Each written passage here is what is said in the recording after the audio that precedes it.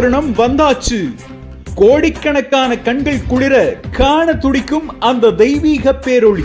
பந்தளத்து இளவரசனின் மகர ஜோதி தரிசனம். காந்தமலை உச்சியில் ஜோதியாய் ஐயன் காட்சியளிக்கும் அந்த மெய்சிலிர்க்க வைக்கும் திருக்காட்சி. நீங்கள் எங்கிருந்தாலும் உங்கள் இல்லத்திற்கே அந்த ஐயனின் அருளை கொண்டு வருகிறோம். உங்கள் SR தமிழன் யூடியூப் சேனலில் சபரிமலை மகர ஜோதி 2026 சபரிமலையிலிருந்து ஜனவரி 14ஆம் தேதி மாலை 4 மணி முதல் நேரடி ஒளிபரப்பு உங்கள் SR தமிழன் யூடியூப் சேனலில் காண தவறாதீர்கள்.